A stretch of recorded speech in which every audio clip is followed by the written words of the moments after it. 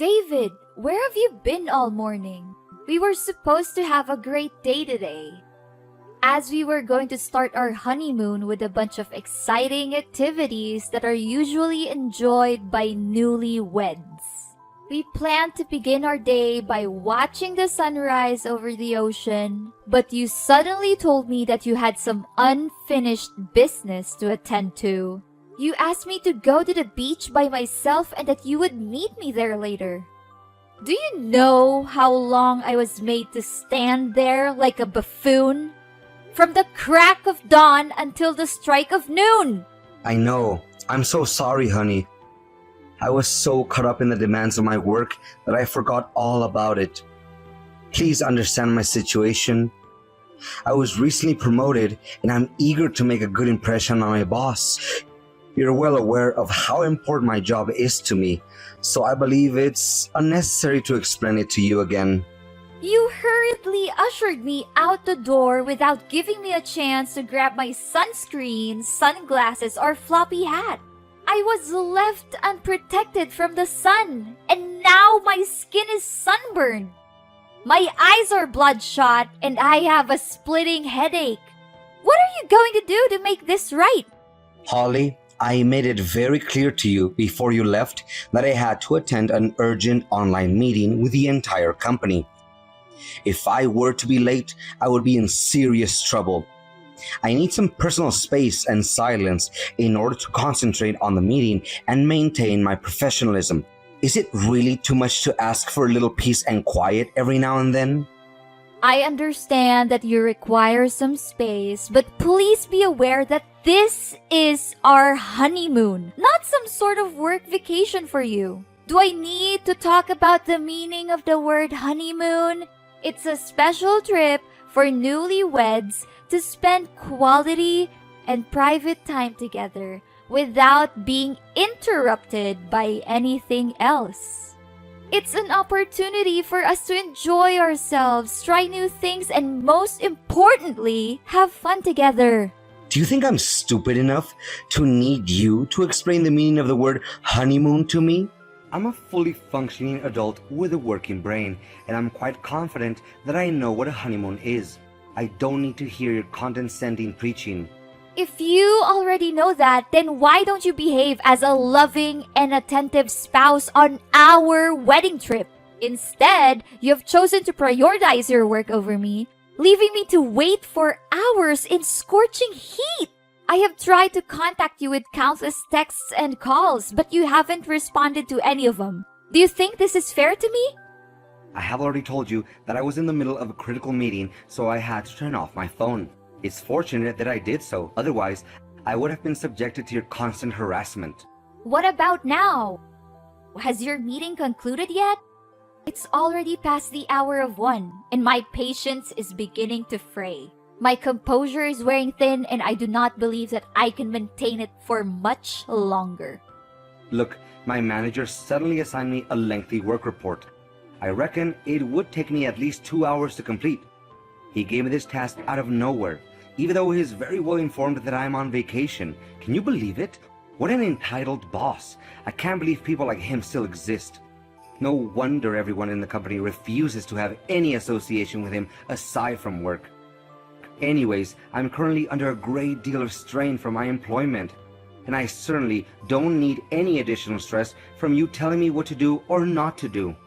So, what do you suggest that I do now? Should I just get back to our hotel room already? I haven't eaten anything yet, and I don't want to starve myself to death. Maybe I'll head back to the hotel to grab some lunch and take a power nap. I'll keep quiet while you're working, so don't be too concerned about my presence in the room. No. Don't come back here just yet. I'm almost finished with my work, and I'll be there with you shortly. Strange. Didn't you just say to me a few minutes ago that you were asked to compose a lengthy report? It's confusing that your manager suddenly decided to resign that directive. Phew! It came as a surprise for me too. Luckily, my manager assured me that the report is not urgent and that I can complete it at my leisure after our vacation. To tell you the truth, I'd always thought of Tom as a bit of a hard ass. but he's actually a very generous and supportive boss. I guess I had been misunderstanding him all this time. Okay, so I'm caught between a rock and a hard place. I cannot return to the hotel, but I cannot stay here and endure the searing heat any longer. What do you want me to do, David? You've been distant and uncaring, which makes me begin to feel abandoned and insignificant. Tell me, David, do I mean anything to you? Anything at all? Honey, what are you saying? You're my wife, the one I'm gonna spend the rest of my life with. Of course you mean the whole world to me, and you already know that. Please don't be upset with me. I promise to make amends for my mistakes and give you the most magical honeymoon that you could have ever dreamed of. I'm checking our honeymoon itinerary now. Can you catch a taxi to the next destination? And I'll meet you there as soon as I can. Are you sure that you're gonna be here as soon as possible? Or is it just another excuse you make out of nowhere to buy you some time? I'm becoming increasingly irritated, David. Our honeymoon is supposed to be a time for us to connect and spend time together. But you're making me feel like I'm traveling alone. I can't help but feel sad whenever I see other couples walking hand in hand and being affectionate. You know what? I just posted a selfie on social media, and I've been getting a lot of comments asking where you are. People are confused as to why we're not together, and I'm starting to feel self-conscious about it. Holly, the summer sun is already scorching, and I certainly don't want to put up with the heat from your anger. Take it easy. We're here in Miami to relax and have fun, not to stress ourselves out. Listen to me. Instead of staying there and complaining until midnight, you can just simply get a taxi and carry on with the itinerary that we agreed on before. I'm on my way to Lincoln Road in a taxi. I'll give you a call when I arrive, but please try to be there soon. I don't want to waste the whole day waiting for you. That's more like it. I see that you're acting more like my wife and not some grumpy old hag.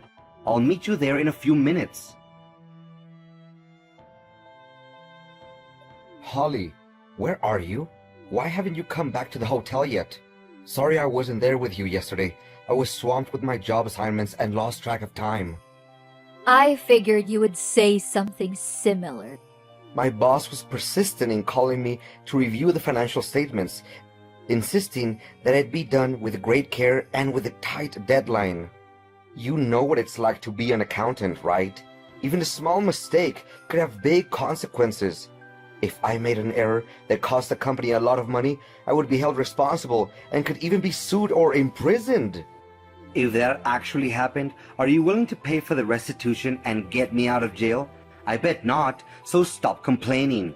Honestly, I'd appreciate it if you could come up with something else to defend yourself next time we talk.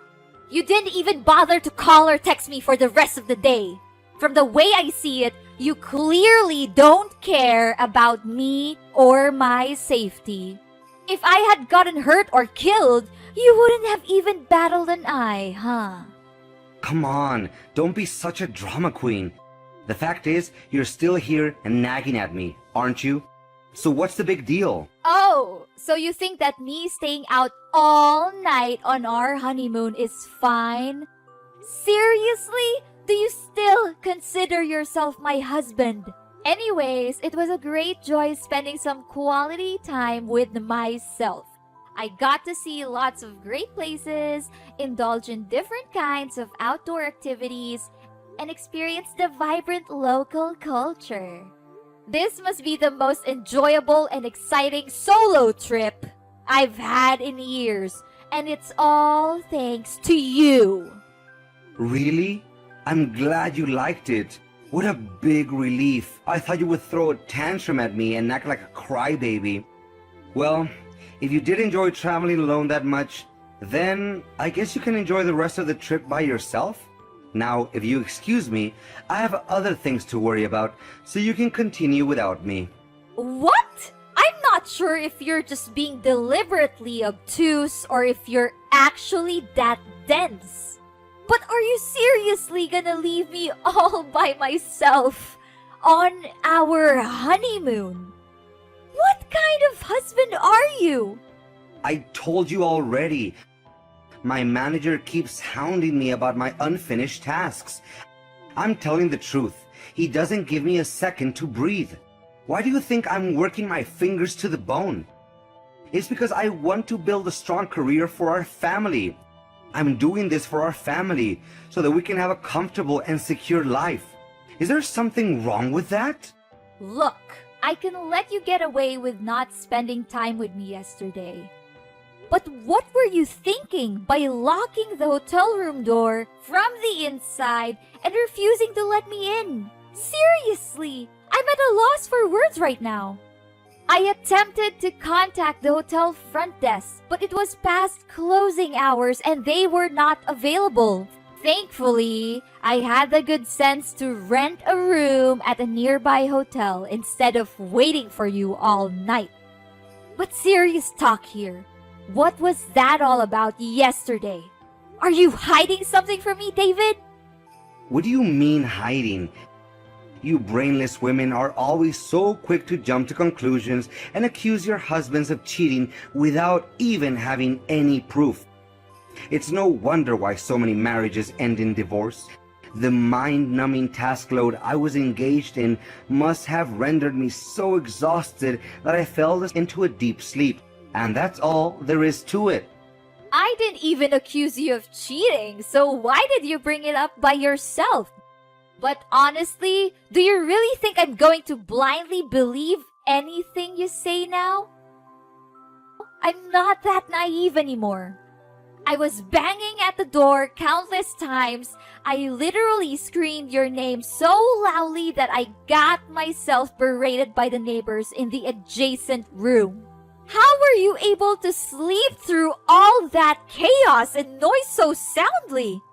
It's simply unbelievable.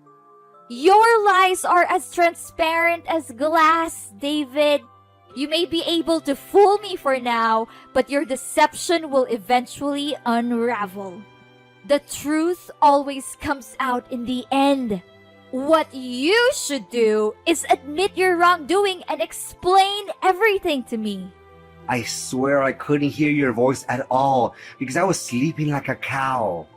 If things couldn't get any worse, I woke up this morning with a cold and a headache that felt like someone was trying to drill through my skull. What is wrong with you?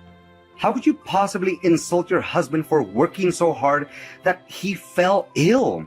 I've never seen anything so heartless and cruel in my life. Look, instead of sitting here blaming and calling each other out for our own mistakes, why don't we just grow up and act like adults? We can either forget about all of the misunderstandings between us, make peace, and settle things out, or we can continue to argue and ruin our vacation. The choice is yours. David, you must be kidding me. You abandoned me time and time again, and now you expect me to forgive you for everything you've done? I don't think so. If you still consider yourself my husband, then show up and apologize to me in person. Don't just send me a simple text and expect me to forgive you for your misbehaviors. I'm not that easy to fool. I thought you would be jumping at the chance to make peace between us, but I guess I was wrong. What's the matter? Since when has dedication to work become a misbehavior? You should be grateful for having found yourself a hard-working husband who sacrifices all his time and effort to solidify our family's financial background. Instead of being supportive, you're just complaining and making things difficult for me. What's wrong with you? Look, I understand that you've devoted to your work and you want to help us earn more income. But you need to realize that life doesn't just revolve around money and work. It's also about spending time with the people you love and building memories with them. If you want me to forgive you, then you need to show me that you're willing to make more of an effort to be present in our lives. Otherwise, I'm not sure if we can ever move on from this. Gosh, you're starting to act like my mother. I said sorry to you. What else do you want? Okay, I have a wonderful idea. Let me pick you up at your hotel and take you to a romantic dinner at one of the most famous restaurants in this neighborhood. How does that sound, Holly? Come on, you can't say no to that. I'd be happy to do all of that to make peace with you, but only if you're truly willing to do it. I don't want you to feel like I'm forcing you to do anything you don't want to do. That's not how I want to live my life. Of course I would do everything I can to work things out between us. You're my wife, and I love you. I can't imagine my life without you. Holly, what was that all about? You just left the restaurant without telling me, and now you're nowhere to be found? I told you I had some business to take care of, but I didn't think you'd take that as an opportunity to just ditch me. What were you thinking? You still have the audacity to ask me that question. What business and who was the girl that showed up at our dinner tonight? I'm absolutely furious right now and I need your explanations. First, you came up with endless excuses for your constant absence throughout our honeymoon.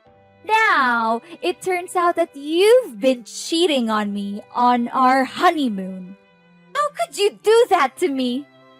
Holly, didn't I tell you? It's Helen, and she's simply one of my colleagues, that's all. I was just as surprised as you were when I saw her at the restaurant. I didn't know that she's also here in Miami.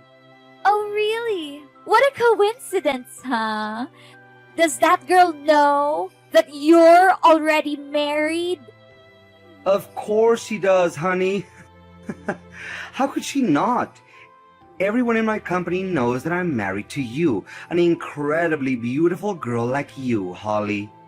I know the boys at my workplace were green with envy when they heard we got married. I'm so proud to be able to call you my wife. You're such an amazing woman, Holly. Oh, so now I'm suddenly an amazing woman in your eyes. It's strange, David. You invited all of your other co-workers to our wedding, but I don't remember meeting that girl. Why don't you just admit that you've been cheating on me this whole time? It's not that difficult, you know. Sweetheart, what are you saying? Of course I've been faithful and honest to you. I would never dream of having an affair. I'm yours and yours only, baby. I swear on my life. It's understandable that you didn't see her at our wedding. She's a newcomer to my company, and she'd only been there for a couple of months. We only had a brief interaction at the restaurant where we greeted each other out of courtesy. There was nothing more to it than that. Out of courtesy? She kissed you on the cheek. She held you close to her, and the way she looked at you. It's not normal at all. Especially when she already knows that I'm your wife and I was standing right in front of you two. What were you thinking? Did you think I wouldn't notice? I saw the whole thing with my own eyes. Are you seriously going to make a mountain out of a molehill like that, Holly? Exchanging kisses on the cheeks is one of the most common ways of greeting each other in the world. Maybe Helen is a little flirty, but she deserves to be that way. She's a beautiful young woman who's full of life, not an old bat like you. I'd really appreciate it if you could stop exaggerating everything for a moment and listen to your husband for once. And don't think I didn't notice how you discreetly took off our ring when you saw Helen approaching us. If there wasn't anything suspicious going on between the two of you, then why did you have to hide our wedding ring like that? David, just let me know what's really going on and don't sugarcoat anything. I'm your legal wife, and I deserve to know the truth, no matter how ugly it is. How many times do I have to tell you, Holly? Helen and I are just colleagues. There is nothing going on between us. I took off my wedding ring because it was a bit tight, but I put it back on shortly after that. You saw that, didn't you? Why are you so suspicious of me? Yeah, you only put our ring back on your finger when you were relieved to see Helen was out of your sight. Based on the look on your face, I bet you were so scared that something wrong was gonna slip out of Helen's mouth, weren't you? Your face literally turned white. You were trembling and your face was dripping with sweat. It's no use, David. I'm not gonna believe in any word you say anymore. I took the key you left on the table, and I'm at our hotel room now. What were you thinking? Taking my property without my permission? That's stealing. Didn't your parents teach you how to respect other people's privacy? And why on earth do you need to go back to our hotel room? I thought you already rented yourself a hotel. Why don't you just stay there? David, what are you talking about? I don't understand why you're so upset that I went back to our hotel room. I didn't do anything wrong. Can you give me a reasonable explanation on why I shouldn't have gone back? How dare you break into my room? You've already left the hotel, so this is my room now. You have no right to be here. What you're doing is invading my privacy and illegally trespassing. Get out of my room right now. No, I won't leave the room. It's not only your room, it's also my room. And for the record, I was the one who booked this hotel room for us. And I have the full right to access it whenever I want. I'm packing my things and I'm leaving, but not because I want to waste my time on this meaningless honeymoon. I'm leaving because I am no longer willing to be treated like this. I have had enough of your lies and your deception. When I get home, I will be filing for divorce. I will not tolerate your behavior any longer. Holly, listen to me. You need to get out of the room right now. Helen and I are coming in and we don't want to see you. If you're not out of here in 30 seconds, I'm calling security. Are you kidding me? Why is your colleague coming with you to our hotel room? What are you two up to?